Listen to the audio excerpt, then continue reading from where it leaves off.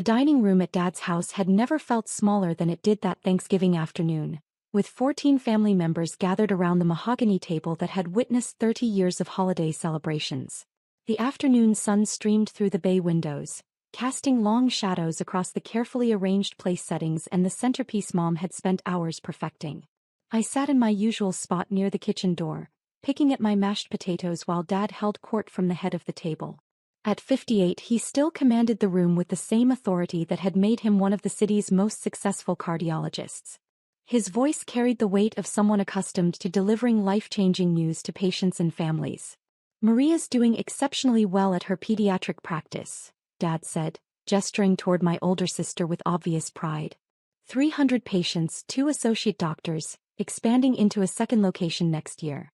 She's following the family tradition of excellent medical practice. Maria smiled graciously from her position of honor at Dad's right hand, her blonde hair perfectly styled despite spending the morning helping Mom in the kitchen. "Thank you, Dad. The practice has been very rewarding. We're seeing children from 3 school districts now. And Carlos," Dad continued, turning to my younger brother, "just made partner at his law firm. Youngest partner in the firm's history, following in his uncle Roberto's footsteps in building a prestigious legal career." Carlos raised his wine glass modestly, his law school ring catching the afternoon light. "I've been fortunate to work with excellent mentors. The corporate litigation department has grown significantly this year. Success runs in this family," Dad said, looking around the table with satisfaction at the assembled doctors, lawyers, and business owners. "The Rivera children have always understood the importance of achievement and professional excellence. We don't accept mediocrity." I kept eating quietly, cutting small pieces of turkey and focusing on the cranberry sauce Mom had made from scratch. I knew where this annual Thanksgiving lecture was headed, could feel the familiar tension building as Dad prepared to address the elephant in the room. "Of course," Dad said, his tone shifting like a judge preparing to deliver a verdict. "Not everyone has lived up to their potential." The table fell silent. Forks paused halfway to mouths. Conversations died mid-sentence. Even my young nephews stopped their whispered discussion about video games and turned their attention to the adult drama unfolding.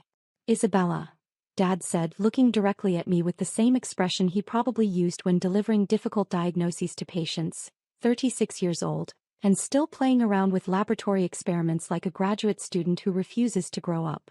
I took a sip of water and said nothing. Experience had taught me that engaging with Dad's disappointment speeches only made them longer and more painful. Better to let him finish his annual assessment of my failures. "Maria was chief resident by 36, he continued, his voice carrying across the dining room to reach every family member present. Carlos had already made senior associate at his firm. They understood that education is supposed to lead to real careers, not extended adolescence in academic research facilities." My cousin Roberto, always the peacemaker, tried to redirect the conversation. "Dad, Isabella has a PhD in molecular biology from Stanford. That's hardly a failure." "A PhD that she's never used for anything practical," Dad replied, dismissing Roberto's defense with a wave of his hand. "She's been doing research at various universities for 12 years. No private practice, no corporate position, no real income to speak of. No contribution to the family's medical legacy." The familiar shame washed over me as I looked around the table. Everyone was successful in ways that were easy to measure and understand.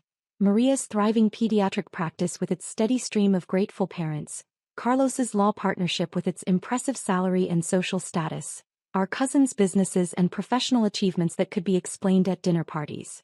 "You know what I told my colleague Dr. Martinez last week?" Dad continued, apparently not finished with his annual evaluation of my life choices.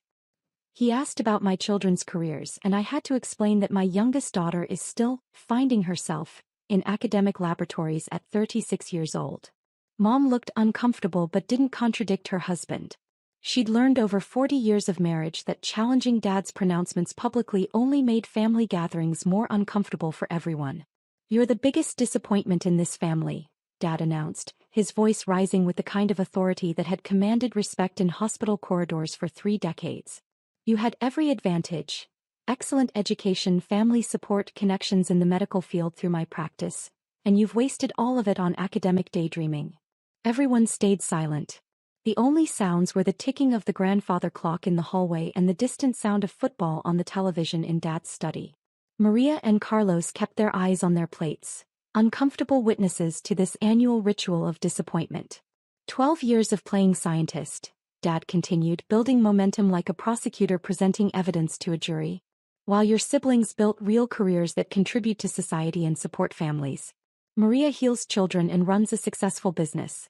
Carlos helps people with serious legal problems and earns a partner's salary. You grow bacteria in petri dishes and write papers that 5 people read. My phone buzzed on the table beside my water glass. The caller ID showed, Harvard Medical School. I glanced at it and let it ring, not wanting to give Dad additional ammunition about my inability to maintain professional boundaries. See. Dad pointed at my phone as if it proved his point. She can't even afford to keep it on silent mode. Probably some university administrator calling about unpaid lab fees or telling her that her grant funding has been cut. A few nervous chuckles rippled around the table. My Aunt Patricia smiled sympathetically, the same expression she'd perfected as a nurse before marrying into the family. My phone buzzed again. Same number. This was unusual. Harvard Medical School didn't typically call repeatedly unless something urgent was happening. Isabella, Mom said softly, her voice barely audible above the tension in the room. Maybe take that outside? We're trying to have a family dinner. It's probably her research supervisor, Dad said with theatrical disappointment, calling to tell her that her latest experiment failed and they're cutting her grant money. Another setback in her endless academic career. Or maybe they need someone to clean the lab equipment, Carlos added with a smile that was meant to be supportive but came across as patronizing. The phone buzzed a third time. Harvard Medical School again. My curiosity overcame my caution about giving Dad additional material for his disappointment lecture. You know what? I said, reaching for the phone. Let me just take this quickly. Perfect, Dad said, gesturing grandly to the assembled family. Let's all hear about Isabella's latest academic setback. Maybe they're offering her a position cleaning test tubes at minimum wage.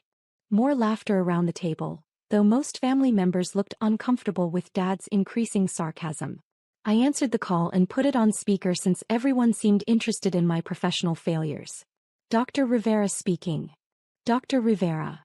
An excited voice filled the dining room, cutting through the family tension like a knife. This is Dr. Patricia Chin, Dean of Harvard Medical School. I apologize for calling during the holiday, but I have absolutely extraordinary news that couldn't wait. The entire table went quiet. Dad's fork stopped halfway to his mouth, a piece of turkey suspended in midair. The silence was so complete I could hear the neighbor's dog barking 3 houses away. What can I do for you, Dr. Chin? I asked, trying to keep my voice steady as if receiving calls from Harvard Medical School deans was routine. Dr. Rivera, I'm calling to inform you that the Nobel Committee has requested a formal interview regarding your groundbreaking research on targeted cancer immunotherapy. Your revolutionary work on personalized T-cell modifications has been nominated for the Nobel Prize in Physiology or Medicine. Dad's wine glass slipped from his hand, spilling Cabernet Sauvignon across Mom's white tablecloth. The red wine spread like blood across the linen, but nobody moved to clean it up. Everyone was staring at my phone as if it might be playing some elaborate practical joke. The Nobel Committee? I said, my voice barely steady as the magnitude of Dr. Chen's words hit me. Dr. Rivera, your research has revolutionized cancer treatment in ways the medical community hasn't seen since the development of chemotherapy. The clinical trials you've been leading have achieved unprecedented success rates in treating previously terminal cancers. Children who were given weeks to live are now in complete remission thanks to your T-cell modification protocols. Maria was staring at me with her mouth slightly open, her pediatrician's training allowing her to immediately grasp the implications of what she was hearing. Carlos had set down his fork and was leaning forward, straining to catch every word. Dr. Chin, when does the Nobel Committee want to schedule the interview? I asked, trying to maintain professional composure while my entire family listened to every word. Next week if possible. Dr. Rivera, I need you to understand the magnitude of this recognition. In the past 50 years, fewer than 20 researchers have been nominated for Nobel Prizes based on cancer immunotherapy work. Your research represents a fundamental shift in how we approach cancer treatment. I understand the significance of the nomination. Dr. Rivera, your research hasn't just advanced scientific knowledge. It's literally saving lives every day. Children with acute lymphoblastic leukemia who had no hope 6 months ago are now playing soccer and attending school because of your T-cell modification protocols. Families who were planning funerals are now planning graduations. Roberto was frantically Googling something on his phone, his fingers shaking as he typed my name into the search bar. The press conference announcing your Nobel nomination is scheduled for Monday morning at 10 a.m., Dr. Chen continued. Harvard Medical School is honored to host the announcement, given your primary affiliation with our research program and the Dana-Farber Cancer Institute. I'll be there, Dr. Chen. Outstanding. And Dr. Rivera? The entire international medical research community is talking about your work. You've changed the future of cancer treatment. The modification techniques you've developed are being implemented in hospitals across 37 countries. Thank you, Dr. Chen. I'll see you Monday morning. Dr. Rivera, one final thing. The Nobel Committee specifically mentioned that your research represents the kind of breakthrough that happens perhaps once in a generation. Congratulations on work that will be remembered for centuries. I ended the call and placed my phone back on the table. The silence stretched for what felt like an eternity. The red wine stain continued to spread across the tablecloth, creating abstract patterns that nobody noticed. Finally, Roberto found his voice. Isabella, you've been nominated for a Nobel Prize? It appears so. For cancer research?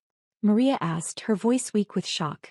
Targeted immunotherapy, I said, trying to explain complex science to a room full of stunned family members. We've developed methods for modifying patients' own immune cells to recognize and attack specific cancer cells. Instead of using chemotherapy that kills healthy cells along with cancerous ones, we reprogram the patient's T cells to become precise cancer-fighting weapons. Carlos was reading over Roberto's shoulder as he scrolled through search results.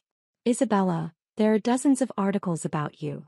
Dr. Isabella Rivera's revolutionary cancer treatment shows 94% success rate in clinical trials treating terminal pediatric leukemia. The clinical trials have been very promising, I confirmed, understating what had become the most successful cancer treatment protocol in medical history. Dad was staring at me like I was a complete stranger who had somehow appeared in his daughter's chair. Isabella, you're conducting clinical trials for cancer treatments? For the past 4 years. We've treated over 300 patients with various terminal cancers, mostly children but also adults with aggressive forms of leukemia, lymphoma, and other blood cancers. The success rates have exceeded our most optimistic projections. Mom was crying quietly, tears streaming down her face as she realized what she'd been hearing. Isabella, you never told us you were working on cancer cures. I tried to tell you about my immunotherapy research, I said gently. Every time I mentioned T-cell modifications or clinical trials, someone said I was playing with test tubes or wasting time on theoretical nonsense that would never help real people. The memory of years of dismissal hung over the table like smoke from a fire that had finally burned itself out. But Isabella, Dad said, his voice barely audible, if you're nominated for a Nobel Prize, that means. It means her research is being recognized as potentially the most important medical breakthrough of our generation. Maria said, reading from Roberto's phone with growing amazement. Maybe of the past 50 years. Isabella, Carlos said quietly, his lawyer's training helping him process information quickly. This article says you're the lead researcher at the Harvard-MIT Cancer Immunotherapy Consortium. I direct the research program, yes. We have laboratories at Harvard Medical School, MIT, and the Dana-Farber Cancer Institute. About 200 researchers working on various aspects of immunotherapy development. And you've published over 40 peer-reviewed papers on cancer immunotherapy? 47 as of last month. The latest was in the New England Journal of Medicine, documenting our success with pediatric acute lymphoblastic leukemia. Roberto was reading more search results aloud, his voice filled with increasing awe. Dr.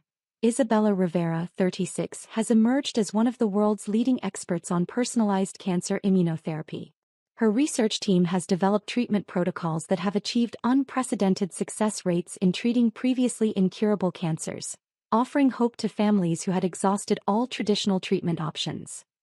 But Isabella, Dad said, struggling to process information that contradicted 12 years of assumptions, we thought you were just doing basic research in university labs. I conduct advanced clinical research at some of the most prestigious medical institutions in the world, I said.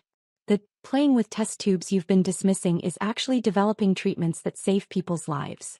We've moved far beyond basic research. We're treating actual patients and seeing them recover from cancers that would have killed them 6 months ago. How many lives? Mom asked through her tears, her voice barely a whisper. The patients in our clinical trials represent about 300 families who were told their loved ones had weeks or months to live. Most of those patients are now in complete remission. We've had 94% success rates with pediatric leukemia, 87% with adult lymphoma, and 72% success with aggressive solid tumors. The table was completely silent as everyone processed the magnitude of what they were hearing. Isabella, Maria said, her voice thick with emotion as her medical training helped her understand exactly what those numbers meant. I'm a pediatrician. Do you have any idea how many children I see with terminal cancers? How many families I've had to give devastating news to? Our pediatric trials have been particularly successful. Childhood leukemia response rates have been over 90%. We're literally taking children who are dying and giving them their whole lives back. You're saving children's lives, Maria whispered, tears starting in her eyes as she thought about all the families who had sat in her office receiving terminal diagnoses. We're developing treatments that give families hope when they previously had none, I said. When a 5-year-old with acute lymphoblastic leukemia doesn't respond to chemotherapy, we can now reprogram her immune system to fight the cancer more effectively than any drug ever developed. Dad finally found his voice, though it came out cracked and uncertain. Isabella, why didn't you tell us? Why didn't you explain what you were actually working on? I looked around the table at 14 family members who had spent years dismissing my work as academic frivolity while I was literally developing cures for childhood cancer. Because every time I tried to discuss immunotherapy research, someone changed the subject to real careers or practical applications, I said. When I mentioned clinical trials, you said I should focus on seeing actual patients instead of theoretical research. When I tried to explain T-cell modification, Dad said I was wasting my education on laboratory games. But we didn't understand, Roberto said, his voice filled with regret. You didn't try to understand, I replied gently. You assumed that because my work didn't look like traditional medical practice, it must be less valuable than seeing patients in an office setting. My phone buzzed with a text message. I glanced at it. Dr. Rivera, CNN, NBC, and BBC want to interview you about the Nobel nomination. The New York Times is requesting a feature story. Please call when convenient. Isabella, Dad said, standing up slowly like a man who had aged years in the space of minutes. I owe you the most profound apology of my life. Dad, you don't owe me anything. Yes, I do, he said, his voice breaking slightly. I've spent years telling you that you were a disappointment while you were actually saving lives and advancing medical science in ways I never dreamed possible. While potentially winning the Nobel Prize for Cancer Research, Carlos added, still processing the magnitude of what he'd learned about his sister's work. I don't know if I'll win, I said honestly. The competition is extraordinary and there are many deserving researchers. But the research has been successful beyond what we initially hoped when we started the clinical trials. Isabella, Maria said, can I ask you something personal? Of course. Are you happy?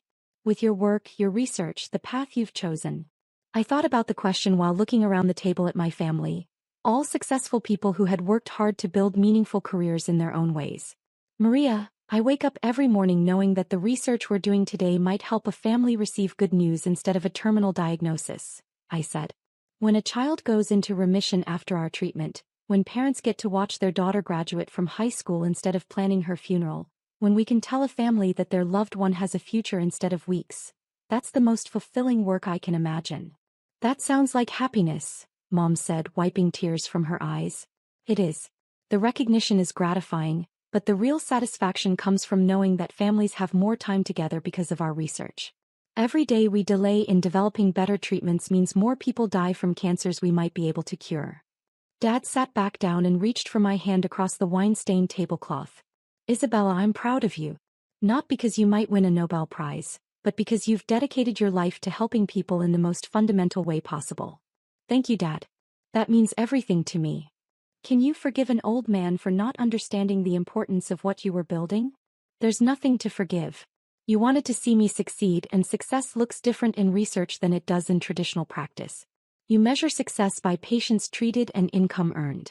I measure it by survival rates and families who get to stay together.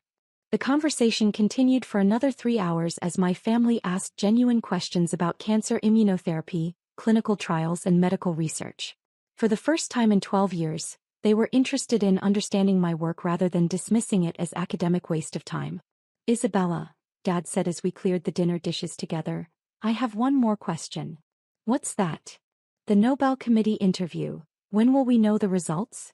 Nobel Prizes are announced in October. The interview is just part of their evaluation process. They'll interview all the nominees and review all our published research before making their decision. And if you win? I thought about the patients in our clinical trials, the families who had received hope instead of despair, the children who would grow up because our research had given them a future. If I win, it means the medical community recognizes that personalized immunotherapy can fundamentally change how we treat cancer, I said. More importantly, it means more funding for research, more clinical trials, and more opportunities to help families facing terminal diagnoses. And personally? Mom asked. What would winning the Nobel Prize mean to you personally? It would mean that 12 years of work that people dismissed as playing scientist was actually building something that matters, I said. But honestly, the real victory happens every time a patient goes into remission. The Nobel Prize would be recognition, but saving lives is the actual work. 6 months later, I did win the Nobel Prize in Physiology or Medicine, sharing the award with 2 other researchers who had contributed to advances in cancer immunotherapy. The ceremony in Stockholm was attended by my entire family, including Dad, who told everyone he met that his daughter was saving children's lives through medical research. But the most meaningful moment wasn't the ceremony or the medal. It was 3 weeks after the Nobel announcement, when I received a letter from the parents of Emma Rodriguez, a 7-year-old who had been in our clinical trial 2 years earlier. Dr. Rivera, the letter read, Emma just started 2nd grade. She's playing soccer, learning to read chapter books, and driving us crazy with questions about everything. 2 years ago you gave us hope when we had none. Today you gave us our daughter's whole life. We can never thank you enough, but we wanted you to know that somewhere in Texas, a little girl is growing up because of your work. You didn't just save her life. You gave our whole family a future. At the Nobel banquet, as I sat at the head table wearing the medal that represented not just my research but the hope we'd given to hundreds of families, I thought about that Thanksgiving dinner when Dad had called me the family's biggest disappointment. Sometimes the most important work happens in laboratories where families can't see it, in clinical trials that take years to complete, in research that doesn't look like traditional success until the day it changes everything. And sometimes, if you're patient enough and committed enough, the world eventually recognizes that what looked like playing with test tubes was actually playing with the difference between life and death. But the real recognition doesn't come from Nobel committees or newspaper headlines. It comes from 7-year-olds learning to read chapter books, from families planning graduations instead of funerals, from children who get to grow up because someone believed that the most important work often happens where people can't see it yet.